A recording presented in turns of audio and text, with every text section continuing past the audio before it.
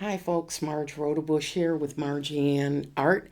I'd like to introduce you to this beautiful glass baby. This one is called Winter Trees. I had a dream one night about winter trees and a beautiful black piece of glass. Well, I couldn't find that black piece of glass, but I did find this beautiful purple glass, and it has all these different layers. And how I made the trees, I made them out of uh, solder and copper wire and then copper sheeting back here.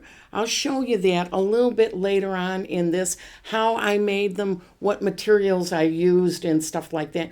And I just want you to enjoy. Look at all the different layers. And this is all the same piece of glass.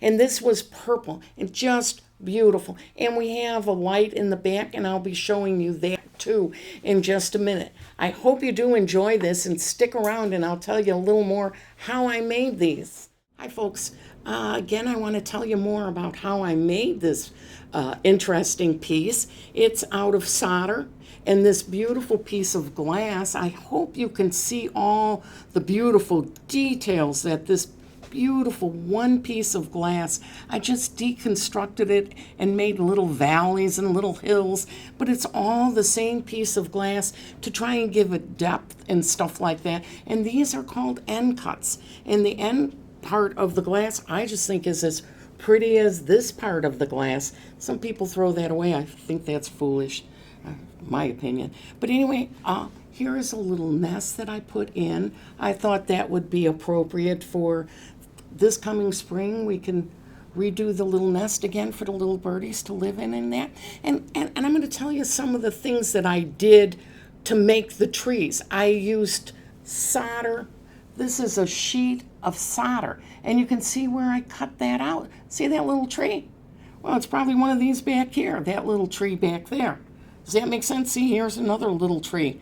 I used this kind of solder, or copper wire, copper foil or something or other like that. And you can just cut it. It's pretty easy to cut, as you can see.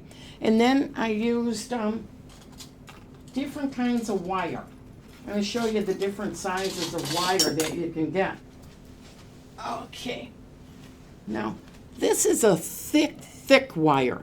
And that I probably used for some of the bases of the tree. You see how it's kind of rounded there with this thick? And see, you can manipulate this stuff pretty easy, you know. And then here's a thinner one for some trees, you know. And once you put solder on it, it gets fatter. So it can start out this thin, but it can, see, it gets fatter. See those thin little ones? That was made out of this kind of wire. And then here I've got this kind of wire. And see, it's all clumped together. Well, I just take it apart and use the parts I want.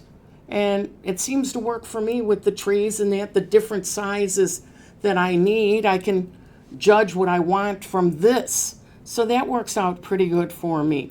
And the piece is 32.5 by 24.